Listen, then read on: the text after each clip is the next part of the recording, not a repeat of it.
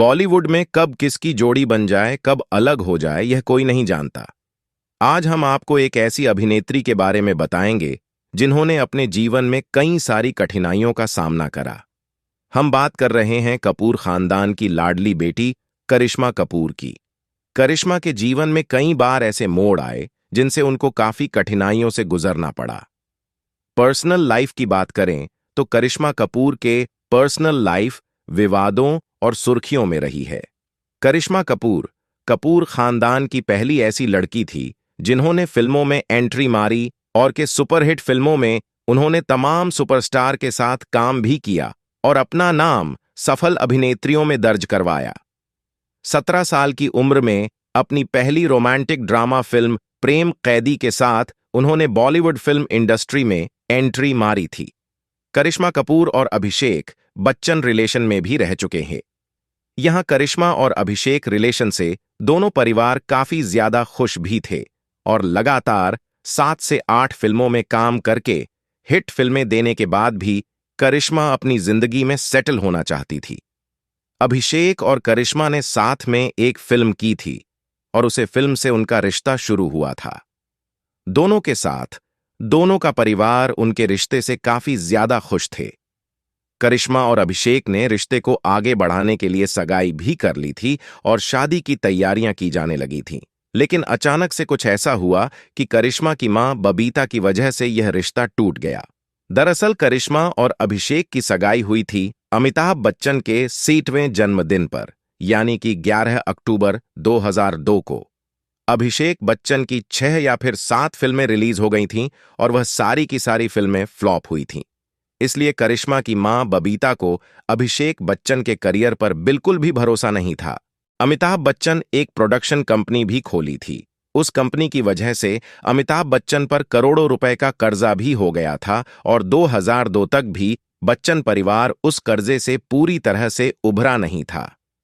इन सब बातों की वजह से चिंताजनक मां बबीता ने यह रिश्ता तोड़वा दिया। अभिषेक बच्चन से रिश्ता टूटने के बाद करिश्मा दिल्ली के बेस्ट बिजनेसमैन संजय कपूर से रिलेशन में आई। दोनों कुछ दिनों तक रिलेशनशिप में रहने के बाद उनकी सितंबर 2003 में शादी कर ली। कहा तो यह भी जाता था कि चंद महीनों के प्यार में करिश्मा ने जो शादी करने का फैसला लिया था। 13 साल के बाद दोनों एक दूसरे से अलग हो गए। 5 से 6 साल के बाद दोनों के रिश्ते में खटास आने लगी और 2016 में करिश्मा कपूर संजय कपूर से तलाक ले लिया। दोनों के 2 बच्चे हैं जो करिश्मा कपूर के साथ मुंबई में रहते हैं। हेलो दोस्तों, आज हम बात करने वाले हैं बॉलीवुड की ड्रीम गर्ल हेमा मालिनी की। बॉलीवुड की ड्रीम गर्ल हेमा मालिनी ने खुलासा किया है कि उन्होंने अभिनेता धर्मेंद्र से ही शादी क्यों की थी। इसका कारण जानकर आप भी सोच में पड़ जाएंगे कि धर्मेंद्र जैसा शरीफ सा दिखने वाला इंसान आखिर इतना गंदा काम कैसे कर सकता है। फिल्म इंडस्ट्री में कहीं ऐसी अभिनेत्री हैं जिन्होंने शादीशुदा मर्दों को अपने जीवन साथी के रूप में चुनना पसंद किया। हम यहां पर बात कर रहे हैं हेमा मालिनी और धर्मेंद्र के बारे में। इन दोनों की लव स्टोरी किसी फिल्मी प्रेम कहानी से कम नहीं है। दोनों की आपके बीच 13 साल का फासला है। यही नहीं, हेमा से शादी करने के लिए धर्मेंद्र ने अपना धर्म और नाम तक बदल लिया था। लेकिन यह सब इतना आसान नहीं था। फिल्मों में आने से पहले ही धर्मेंद्र की शादी प्रकाश कौर से हो चुकी थी। दोनों के 4 बच्चे सनी, बॉबी, विजेता और अजीत हैं।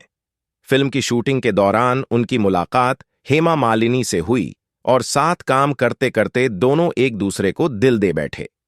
धर्मेंद्र और हेमा मालिनी की शादी को 29 साल बीत चुके हैं और दोनों की जोड़ी आज भी जबरदस्त लगती है। 70 के दशक में हेमा को 3 सुपरस्टार ने शादी के लिए प्रपोज किया था, लेकिन आखिर में उन्होंने धर्मेंद्र को जीवन साथी के रूप में चुना।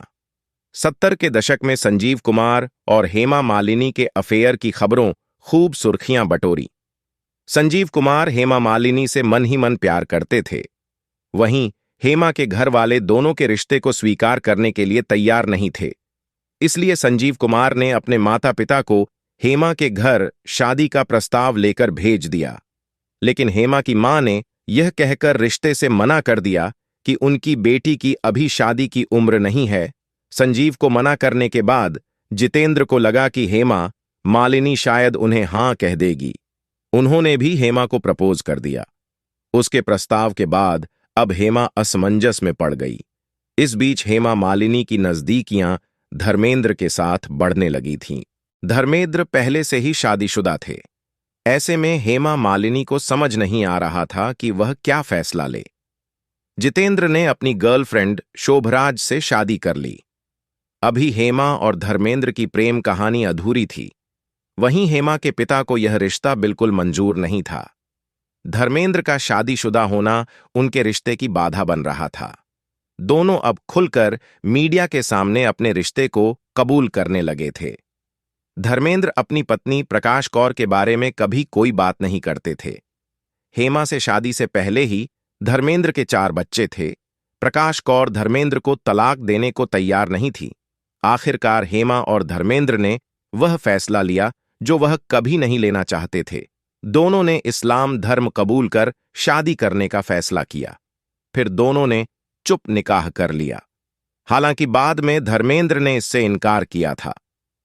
तो दोस्तों, आपको क्या लगता है कि आप धर्मेंद्र का अपनी पत्नी प्रकाश कौर को छोड़कर हेमा मालिनी से शादी करना सही था?